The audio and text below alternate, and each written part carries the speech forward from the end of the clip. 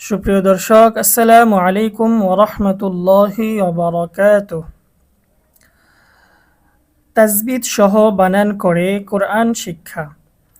দর্শক, আপনারা জানেন আমরা ইতিপূর্বে সূরা বাকারা আপনাদেরকে বানান করে তাজবিদ সহকারে শিখিয়েছিলাম প্রথম কিছু আয়াত।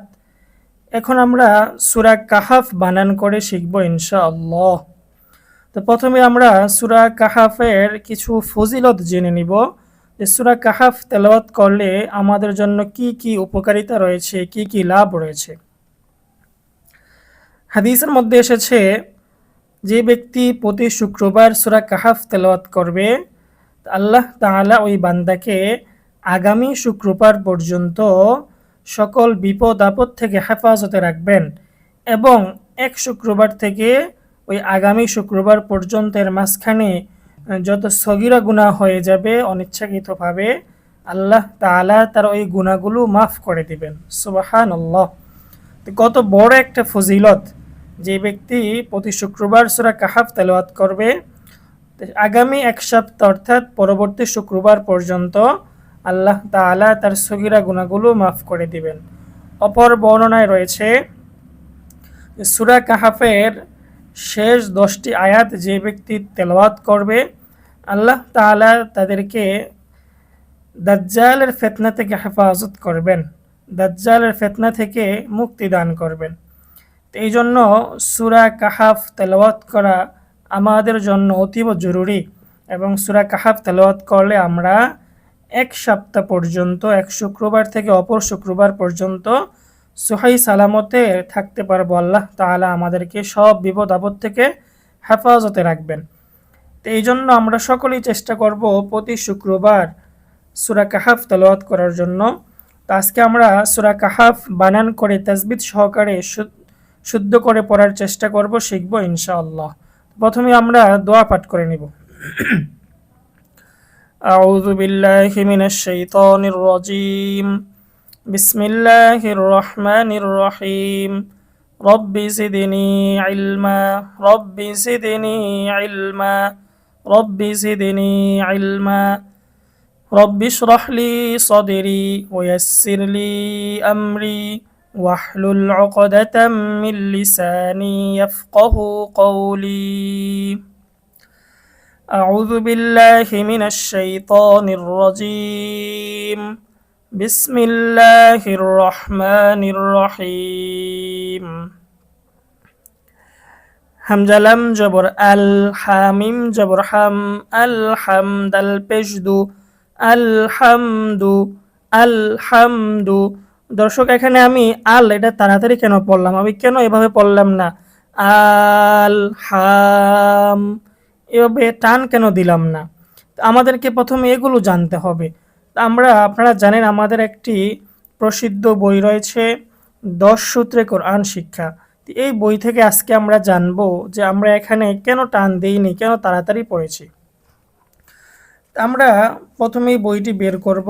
বইটি বের করে 1 নাম্বার পৃষ্ঠায় যাব। 1 নাম্বার পৃষ্ঠায় আমরা দেখব হরকত। এক জবর এক জের এক পেশকে হরকত বলে। হরকতের উচ্চারণ তাড়াতাড়ি করিয়া পড়িতে হয়। তাহলে আমরা জানলাম এক জবর এক জের এক পেশকে হরকত বলে আর হরকতের উচ্চারণ হয় তাড়াতাড়ি।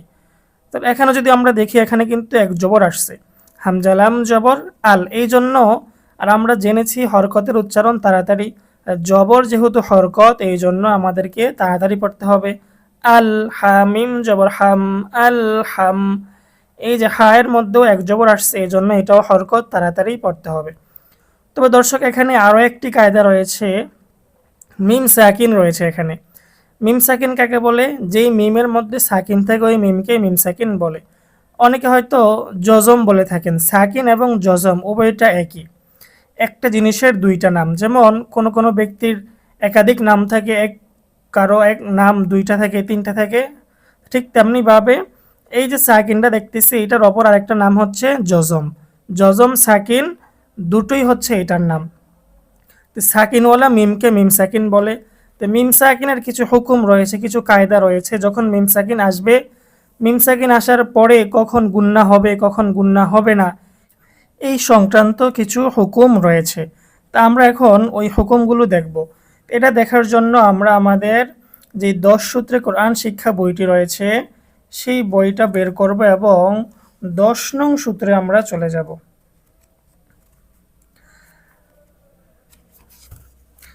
আমরা 10 নং সূত্রটা বের করার পর সেখানে দেখব মিম সাকিনের হুকুম 3টি।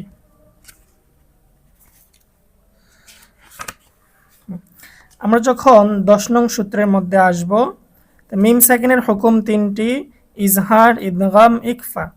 প্রথমে হচ্ছে ইজহার। ইজহার অর্থ স্পষ্ট করিয়া পড়া, বা ও মিম ছাড়া বাকি সবগুলো ইজহারের হরফ। মিম সাকিনের পর বা ও মিম ছাড়া যে কোনো হরফ আসিলে উক্ত মিম সাকিনকে স্পষ্ট করিয়া পড়িতে হয়। এখানে যদি আমরা লক্ষ্য করি, এখানে মিম সাকিনের পরে আমরা দেখতেছি দাল এসেছে। তা আমরা ইতিমধ্যেই জানলাম মিম সাকিনের পরে যদি বা ও মিম এই 2 হরফ ছাড়া অন্য যে কোনো হরফ আসে তাহলে গুন্না ছাড়া স্পষ্ট করে পড়তে হবে। এই জন্য আমাদেরকে এখানে তাড়াতাড়ি পড়তে হবে গুন্না ছাড়া স্পষ্ট। আলহাম, দাল পেশ দু, আলহামদু। দালের মধ্যে এক পেশ আসছে হরকত, এই জন্য আমরা তাড়াতাড়ি পড়ব। আলহামদু, লাম লাম জের লিল, লাম খারা জবর লা, লিল্লা। আমরা এখানে লা এর মধ্যে লা বলে কেন টান দিলাম? এখানে টান দেওয়ার একটা কারণ রয়েছে। আমরা সেই কারণটা যদি জানতে চাই, আমাদের 10 সূত্রে কোরআন শিক্ষা বইটি নিয়ে 1 নং সূত্রের মধ্যে চলে যেতে হবে। এখানে আমরা দেখব মদের হরফ 3টি, ওয়াও, আলিফ, ইয়া, পেশের পরে ওয়াও সাকিন, জেরের পরে ইয়া সাকিন, জবরের পরে আলিফ এবং খারা জবর, খারাজের উল্টা পেশ হইলে এক আলিফ টানিয়া পড়িতে হয়, তাকে মধ্যে তবাই বলে। তো এখানে আমরা দেখলাম খারা জবর, খারাজের উল্টা পেশ। আমরা যদি এখানে লক্ষ্য করি, এখানে কিন্তু খারা জবর রয়েছে। আমরা 1 নং সূত্রে পড়েছি খারা জবর থাকলে এক আলিফ টেনে পড়তে হয়। এই জন্য আমরা এখানে টান দিব লিল্লা, লিল্লা।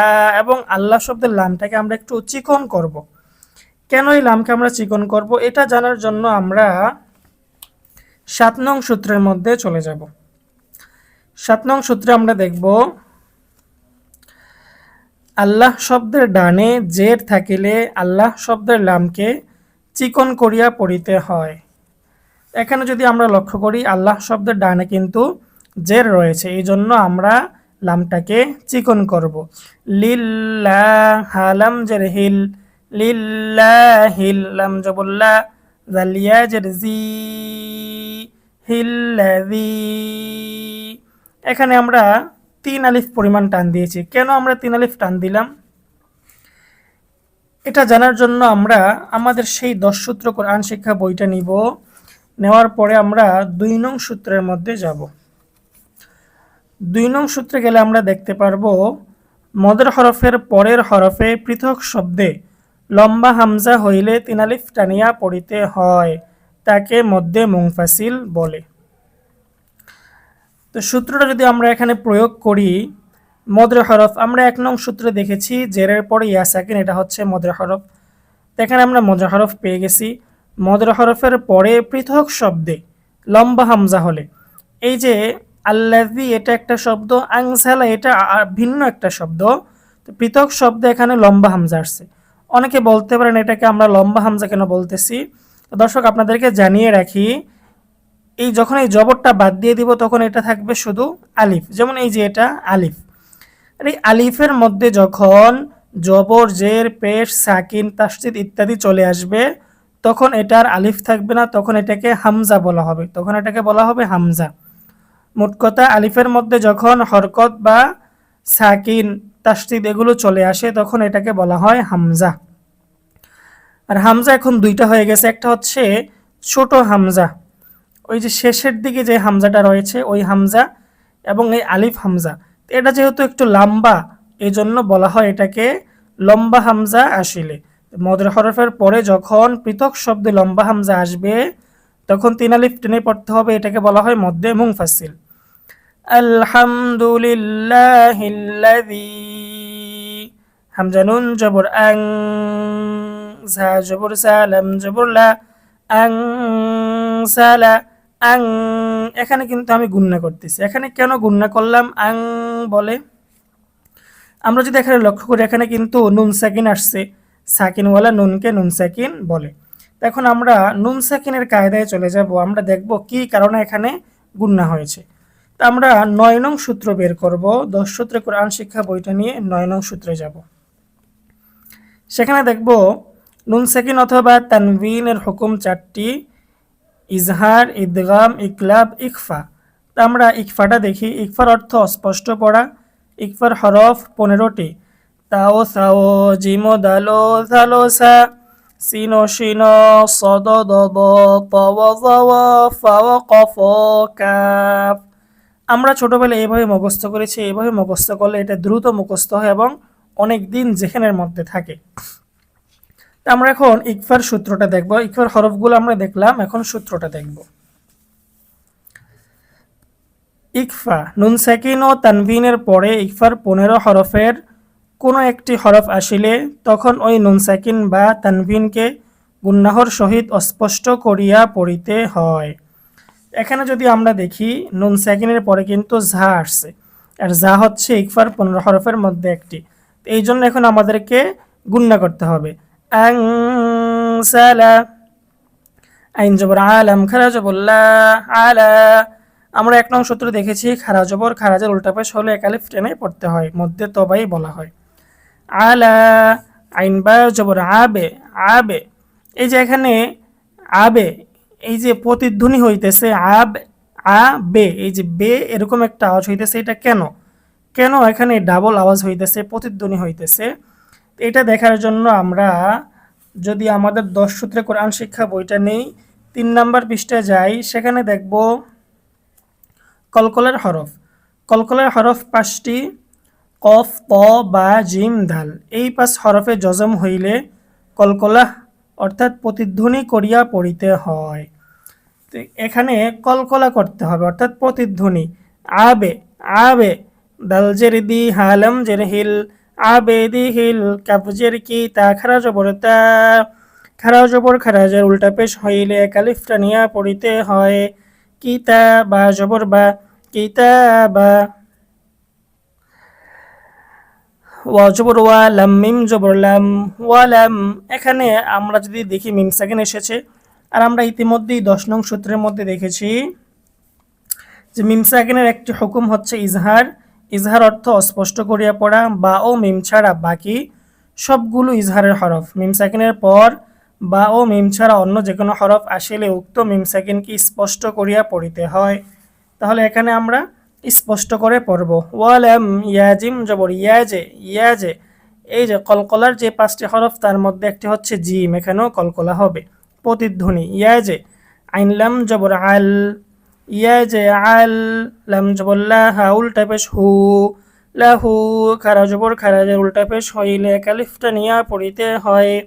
ওয়ালাম ইয়াজআল লাহু, আইন জের আই, ওয়াও জবর ওয়া, আই ওয়া, জিম আলিফ 2 জবর জান, আই ওয়া জান। এখানে যদি আমরা মিলিয়ে পড়ি তাহলে এখানে একরকম হবে, কিন্তু যেহেতু এখানে আমাদের ওয়াকফ করার চিহ্ন রয়েছে, আমরা ওয়াকফ করব, থামব। তো যদি আমরা এখানে থেমে যাই তাহলে এটা হবে আই ওয়া যা, যা। এখানে আমরা কেন এক আলিফ টানবো, কেন এখানে টান হবে, এটা দেখার জন্য আমরা আমাদের 10 সূত্রে কোরআন শিক্ষা বইটা বের করব এবং 5 নং সূত্রে যাব। 5 নং সূত্রে আমরা দেখব 2 জবরের বামে ওয়াকফ করিলে এক আলিফ টানিয়া পড়িতে হয়, তাহাকে মধ্যে আওয়াজ বলে। এখানে যদি আমরা লক্ষ্য করি এখানে কিন্তু 2 জবর রয়েছে, আর 2 জবরের বামে যদি ওয়াকফ করি তাহলে আমাদেরকে এক আলিফ টেনে পড়তে হবে, এটাকে মধ্যে আওয়াজ বলে। ওয়ালাম ইয়াজআল লাহু ইওয়াজা। দর্শক, আমরা এই আয়াতটা রিডিং একবার পড়ব, আপনারাও আমাদের সাথে সাথে পড়বেন। আলহামদুলিল্লাহিল্লাযী আনজালা আলা আবদিহিল কিতাবা ওয়া লাম ইয়াজআল লাহু ইওয়াজা। কফিয়া জবর কই, ইয়া জের ই, কই, মিম লাম 2 জবর মাল, কয়্যিমাল। আমরা এই যে এখানে তানবিন এসেছে, আর আমরা ইতিমধ্যে জেনেছি নুন সাকিন এবং তানবিনের হুকুম 4টি। তা আমরা এটা দেখার জন্য আমাদের 10 সূত্রে কোরআন শিক্ষা বইটি নিব এবং 9 নং সূত্রে যাব। সেখানে আমরা একটা হুকুম দেখব ঈদগাম। ঈদগাম অর্থ মিলিয়ে পড়া। ঈদগামের হরফ 6টি, ইয়া, র, মিম, লাম, ওয়াও, নুন। ঈদগামটা আবার দুই প্রকার, বেলাগুন্না, বাগুন্না। বেলাগুন্নার হরফ হচ্ছে 2টি, র, লাম। আমরা যদি একটু বেলাগুন্নাটা দেখি, ঈদগামে বেলাগুন্না নুন সাকিন ও তানবিনের পরে ঈদগামে বেলাগুন্নার দুই হরফের কোনো হরফ আসিলে তখন ওই নুন সাকিন বা তানভিনকে গুন্নাহ ছাড়া মিলিয়ে পড়িতে হয়। তাহলে এখানে যদি আমরা লক্ষ্য করি, তানভিনের পরে ঈদগামে বেলাগুন্নার হরফ লাম এসেছে, তাহলে আমাদেরকে গুন্না ছাড়া মিলিয়ে পড়তে হবে। কয়িমাল লাম জেল্লি ইয়ানুন পেশ ইউং লিউং। এখানে নুন সাকিন আসছে, নুন সাকিনের পরে জাল আসছে, আর আমরা দেখেছি জাল হচ্ছে ইকফার হরফ, এই জন্য আমাদেরকে গুন্না করে পড়তে হবে। লিউং, জাল জের জি, র জবর র, লিউং জি র। আমরা এখানে র এর উচ্চারণটা মোটা করব। র এর উচ্চারণ মোটা। কেন মোটা হবে এটা জানার জন্য আমরা 7 নং সূত্রটা বের করব। 7 নং সূত্রে আমরা দেখব র এর উপর জবর বা পেশ হইলে ওই রকে মোটা করিয়া পড়িতে হয়। তাহলে এখানে যদি আমরা লক্ষ্য করি, এখানে কিন্তু র এর উপরে জবর রয়েছে, এজন্য আমরা রটাকে মোটা করব। লিউং র, বা হামজা জবর বা, বা। যখন হামজার মধ্যে সাকিন হবে তখন একটু ধাক্কা দিয়ে পড়তে হবে। বা, সিন দুই জবর স্যাং, বা স্যাং। এখানে যদি আমরা লক্ষ্য করি তানবিনের পরে শিন এসেছে, আর আমরা জানি শিন হচ্ছে ইকফার হরফ, এজন্য আমাদেরকে গুন্না সহ স্পষ্ট করে পড়তে হবে। বা স্যাং, শিন জবর শাদ, আলিয়া জের দি, শাদি। জেরের পরে ইয়া সেকেন্ড মধ্যে তবা ইয়া কালিফটা নিয়া পড়িতে হয়। শাদি, দাল মিম দুই জবর দাম, শাদি দাম, দাম। এখানে আমরা গুন্না করব। কেন গুন্না করব? আমরা পুনরায় 9 নং সূত্রে চলে যাব। সেখানে আমরা একটু আগে দেখেছিলাম ঈদগাম। ঈদগামটা দুই প্রকার, ঈদগামে বেলাগুন্না, বাগুন্না।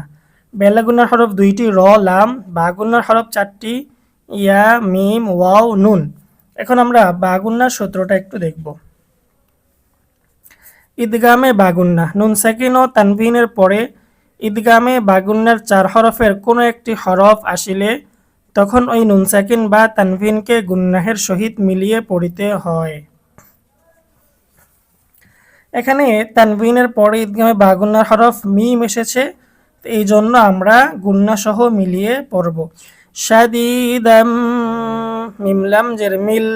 এটা আবার ঈদগামে বেলাগুন্না, কারণ কি নুন সাকিনের পরে বেলাগুন্নার হরফ লাম এসেছে, গুন্না ছাড়া মিলিয়ে পড়তে হবে। মিল্লা, লাম জবল্লা, মিল্লা। দাল নুন পেশ দুন, হা পেশ হু, মিল্লা দুন হু, দুন হু। এখানে স্পষ্ট করে পড়তে হবে। এখানে আমরা যদি দেখি নুন সাকিন আসছে, নুন সাকিনের পরে হা আছে। তো এখন আমরা নুন সাকিনের যে হুকুম রয়েছে 9 নং সূত্রে যাব। সেখানে দেখব একটি হুকুম হচ্ছে ইজহার। ইজহার অর্থ স্পষ্ট করিয়া পড়া। ইজহারের হরফ 6টি, হামজা, হা, হা, খ, আইন, গইন। এখন আমরা একটু ইজহারের সূত্রটা দেখি। ইজহার নুন সাকিন ও তানবিনের পরে ইজহারের 6 হরফের কোনো একটি হরফ আসিলে তখন ওই নুন সাকিন বা তানবিনকে গুন্নাহ ছাড়া স্পষ্ট করিয়া পড়িতে হয়। তাহলে এখানে নুন সাকিনের পরে ইজহারের হরফ হা এসেছে, আমরা গুন্না ছাড়া স্পষ্ট পড়ব। মিল্লাদুনহু, ওয়া জবর ওয়া, ইয়া পেশ ইউ, ওয়ায়ু। বা শিন জবর বাশ, ওয়ায়ু বাশ। শিন জের শি, র লাম জবর রল, ওয়ায়ু বাশিরল। মিম হামজা পেশ মু, মিম জের মি, মু মি। নুন ইয়া জের নি, জেরের পরে ইয়া সাকিন মধ্যে তবে একালিফটা নিয়া পড়িতে হয়। মুমিনি, নুন লাম জবর নাল, মুমিনিনাল। লাম জবল্লা, দাল ইয়া জের জি, জেরের পরে ইয়া সাকিন মধ্যে তবে একালিফটা নিয়া পড়িতে হয়। নুন জবর না, মুমিনিনাল্লাযীনা।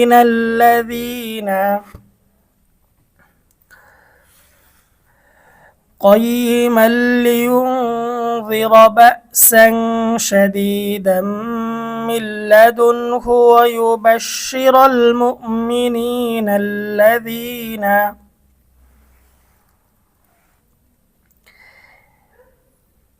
ইয়া আইন জবর ইয়া মিম জবর মা ইয়া আমা লাম ওয়া পেশ লু পেশের পরে ওয়াও সেকেন্ড মধ্যে তবে এই কালিফটা নিয়ে পড়িতে হয়। এগুলো আমরা 1 নং সূত্রের মধ্যে দেখেছি। ইয়া আমালু নুন সদ জবর নাউস ইয়া আমালু নাউস সদ খারা জবর স খারা জবর খারা যে উল্টা পেশ হইলে কালিফটা নিয়ে পড়িতে হয়। 1 নং সূত্রে এটাও রয়েছে। স লাম জারিলি সলিহা খারা জবর হা তাজরতি সলিহাতি ইয়ামালুনা সলিহাতি হামজা নুন জবর আন নুন জবর না আন্না। এই যে আমরা আন বলে গুণনা করতেছি কেন, কারণ কি এটা জানার জন্য আমরা আমাদের 10 সূত্রে কোরআন শিক্ষা বইটা নিব এবং 3 নাম্বার পৃষ্ঠায় যাব। সেখানে দেখব ওয়াজিব গুণনা। হরকতের বামে নুনে বা মিমে তাসদীদ হইলে ওয়াজিব গুণনা করিয়া পড়িতে হয়। আমরা জানি এক জবর এক জের এক পেশকে হরকত বলে। হরকতের বামে যদি নুনে অথবা মিমে তাসদীদ হয় তাহলে এখানে এই যে এক জবর আসছে হরকত, হরকতের বামে নুনের মধ্যে তাসদীদ হয়েছে, এখন আমাদেরকে গুণনা করে পড়তে হবে। এটাকে বলা হয় ওয়াজিব গুণনা। আন্না লাম জবর লা হা মিম পেশ হুম লাহুম মিম সেকেন্ড, মিম সেকেন্ডের পরে হামজা আসছে, তাহলে মিম সেকেন্ডের ইজহার গুণনা ছাড়া স্পষ্ট পড়তে হবে। আন্না লাহুম হামজা জিম জবর আজে কলকলা আজে র আলিফ দুই জবর রন আজে রন। এখানে তানবিনের পরে হা এসেছে, আর আমরা ইতিমধ্যে দেখেছি 9 নং সূত্রে আমরা দেখেছি হা হচ্ছে ইজহারের হরফ, এজন্য গুণনা ছাড়া স্পষ্ট পড়তে হবে। আজে রন হা জবর হা সিন জবর সা হাসা নুন আলিফ দুই জবর নান হাসানা। এখানে কেন টান হবে আমরা দেখেছিলাম কিছুক্ষণ পূর্বে, এটাকে বলা হয় মধ্যে আওয়াজ। আমরা 5 নং সূত্রে যাব, সেখানে দেখব 2 জবরের বামে অক্ফ করিলে এক আলিফ টানিয়া পড়িতে হয়, তাকে মধ্যে আওয়াজ বলে। তাহলে এখানে আমরা 2 জবরের বামে অক্ফ করতেছি, এজন্য এক আলিফ টানবো, এটার নাম হচ্ছে মধ্যে আওয়াজ। ইয়ামালুনা সলিহাতি আন্না লাহুম আজরান হাসানা। দর্শক আপনারা আমরা 2 আয়াত পড়েছি, এই 2 আয়াতের মধ্যে যদি আপনারা লক্ষ্য করে থাকেন প্রতি শব্দে শব্দে কিন্তু কোনো না কোনো একটা মদ রয়েছে, তাজবিদ রয়েছে, আর সেগুলো কিন্তু আমি এই 10 সূত্রে কোরআন শিক্ষা বই থেকে আপনাদেরকে দেখিয়েছি। অর্থাৎ এই বইটা এমন একটা বই যার মধ্যে কোরআনের মধ্যে যেই তাজবিদগুলো ব্যবহৃত হয়েছে শুধুমাত্র ওই তাজবিদগুলোই আনা হয়েছে সূত্র আকারে। সূত্র আকারে আনার মাধ্যমে আমাদের জন্য একটা লাভ হয়েছে, আমরা খুব সহজেই এটাকে আয়ত্ত করতে পারবো, মুখস্থ করতে পারবো। তো এই জন্য আমাদেরকে এই সূত্রগুলো মুখস্থ করতে হবে যদি আমরা সহি শুদ্ধভাবে তেলাওয়াত করতে চাই, কারণ তাজবিদ জানা না থাকলে আমাদের তেলাওয়াত কখনো সহি শুদ্ধ হবে না। তো এই জন্য আমরা সকলেই এই বইটা সংগ্রহ করব, এই বইটা সংগ্রহ করে আমরা তাজবিদগুলো মুখস্থ করব। আমরা যদি তাজবিদগুলো মুখস্থ করতে পারি তাহলে ইনশাল্লাহ আশা করা যায় আমাদের প্রায় 70 থেকে 80% কোরআনুল কারীম সহি শুদ্ধ হয়ে যাবে, কারণ মদ মাখরাজ এগুলোই হচ্ছে কোরআনের সহি শুদ্ধ তেলাওয়াত করার মূল মন্ত্র। এই বইটি সংগ্রহ করার জন্য আমরা এই যে এখানে নাম্বার দেওয়া রয়েছে এই নাম্বারে যোগাযোগ করব, এই নাম্বারে যোগাযোগ করলে এই বইটা পেয়ে যাব। আর যারা প্রবাসী থাকেন আপনারা যদি পিডিএফ নিতে চান আপনারাও এই নাম্বারে যোগাযোগ করবেন, এই নাম্বারে যোগাযোগ করলে আপনারা পিডিএফ পেয়ে যাবেন। তো সকলেই আমরা এই বইটি সংগ্রহ করে এই সূত্রগুলো যদি মুখস্থ করতে পারি ইনশাআল্লাহ আমরা সহি শুদ্ধ তেলাওয়াত করতে পারবো। মিম আলিফ জবর মা, জবরের পরে আলিফ মধ্যে তবাই এক আলিফটা নিয়ে পড়িতে হয়, আমরা 1 নং সূত্রে দেখেছি। কাফজের কি সায়া জেরসি, জেরের পরে ইয়া সেকেন্ড মধ্যে তবাই এক আলিফটা নিয়ে পড়িতে হয়, এগুলো সব 1 নং সূত্রের মধ্যে আমরা দেখেছি। আমরা যদি 1 নং সূত্রটা বের করি তাহলে সেখানে আমরা দেখব 1 নং সূত্র মদের হরফ 3টি ওয়াও আলিফ ইয়া, পেশের পরে ওয়াও সাকিন, জেরের পরে ইয়া সাকিন, জবরের পরে আলিফ, এই 3টা হচ্ছে মদের হরফ। পেশের পরে ওয়াও সাকিন হলে এক আলিফ টানতে হবে, জেরের পরে ইয়া সাকিন থাকলে এক আলিফ টানতে হবে, জবরের পরে আলিফ থাকলে এক আলিফ টানতে হবে, এবং খারা জবর খাজার উল্টা পেশ হইলে একালিফ টানিয়া পড়িতে হয়, তাকে মধ্যে তবাই বলে। মাকিসিনা ফাইয়া জের ফি জেরের পরে ইয়া সেকেন্ড মধ্যে তবাই একালিফ টানিয়া পড়িতে হয়। হাজের হি ফি হি হামজা জবর আ বা জবর বা আবা দাল আলিফ দুই জবর দান আবা দা। এখানে কেন দা হবে আমরা ইতিমধ্যে জেনেছি 5 নং সূত্রে। দুই জবরের বামে যদি অক্ফ করা হয় তাহলে এক জবর বাদ দিয়ে একালিফ টেনে পড়তে হয়, এটাকে বলা হয় মধ্যে আওয়াজ। মাকিসিনা ফিহি আবাদা ওয়া জবর ওয়া ইয়া নুন পেশ ইউং ওয়া ইউং ইউং। এখানে আমরা কেন গুণনা করব, এখানে নুন সাকিন আসছে, আমরা নুন সাকিনের কায়দায় যাব 9 নং সূত্রে। সেখানে যদি আমরা দেখি একটি সূত্র রয়েছে ইকফা। ইকফা অর্থ স্পষ্ট পড়া। ইকফার হরফ 15টি, তা সা জিম দাল দাল ঝা সিন শিন সদ দত ত জ ফা কফ কাফ। আমরা একটু ইকফার সূত্রটা দেখব। আমরা ইতিমধ্যে একবার দেখিয়েছি এটা, তারপরেও আপনাদের বুঝার জন্য আরও একবার দেখাচ্ছি। নুন সাকিন ও তানবিনের পরে ইকফার 15 হরফের কোনো একটি হরফ আসিলে তখন ওই নুন সাকিন বা তানবিনকে গুণনাহর সহিত অস্পষ্ট করিয়া পড়িতে হয়। ওয়ায়ুং ইউং। আপনারা অনেকে বলতে পারেন এখানে অস্পষ্ট কেন বলা হয়েছে, গুণনা সহ অস্পষ্ট কেন? কারণ হচ্ছে ইকফার গুণনাটা নাকের বাসি থেকে বের হয়, যার কারণে এটাকে অস্পষ্ট বলা হয়। ওয়ায়ুং দাল জেরজি রলাম জবর রল ওয়ায়ুং রল লাম জবল্লা দাল ইয়া জেরজি জেরের পরে ইয়া সেকেন্ড মধ্যে তবাই একালিফটা নিয়া পড়িতে হয়। ওয়ায়ুং রল্লাযী নুন জবর না وينذر الذين কফ আলিফ জবর ক জবরের পরে আলিফ মধ্যে তবাই এক আলিফটা নিয়া পড়িতে হয়। লাম তা পেশলুত قالت তা জবর তা খ জবর খ তা খ দাল লাম জবর দাল قالت তা খ দাল লাম খারা জবর ল হা পেশহু قالت اتخذ الله ল। আমরা এখানে লামটাকে কেন মোটা করলাম, আল্লাহ শব্দের লামটাকে? এটা জানার জন্য আমরা আমাদের 10 সূত্রে কোরআন শিক্ষা বইটা নিব এবং 7 নং সূত্রটা বের করব। সেখানে আমরা দেখব আল্লাহ শব্দের ডানে জবর বা পেশ হইলে আল্লাহ শব্দের লামকে মোটা করিয়া পড়িতে হয়। তো আল্লাহ শব্দের ডানে যদি জবর বা পেশ থাকে তাহলে মোটা করতে হয়। এখানে যদি আমরা দেখি আল্লাহ শব্দের ডানে কিন্তু জবর রয়েছে, এজন্য আমরা আল্লাহ শব্দের লামকে মোটা করব।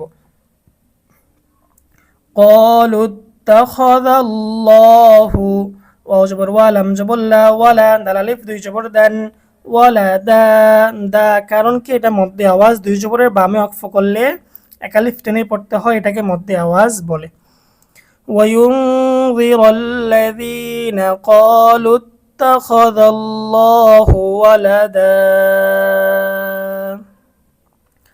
তো দর্শক, আজকে আমরা সূরা কাহাফের প্রথম 4 আয়াত শেষ করেছি।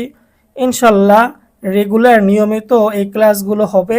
আপনারা নিয়মিত ক্লাসগুলো করবেন এবং সহি শুদ্ধভাবে তেলাওয়াত করার চেষ্টা করবেন। তো আজকে আমাদের ক্লাস এই পর্যন্তই থাকবে। আর আমরা যারা আমাদের এই 10 সূত্রে বইটি সংগ্রহ করতে চাই, আমরা সকলেই এই নাম্বারে যোগাযোগ করব। যদি আমরা তাসবিহগুলো শিখতে না পারি তাহলে কিন্তু সহি শুদ্ধভাবে কখনো তেলাওয়াত করতে পারবো না। আর দর্শক, আপনারা যারা এই ভিডিওটি দেখবেন আপনারা নিজে পড়বেন এবং অন্যকে পড়ার সুযোগ করে দিবেন। আসসালামু আলাইকুম ওয়া রাহমাতুল্লাহি ওয়া বারাকাতুহু।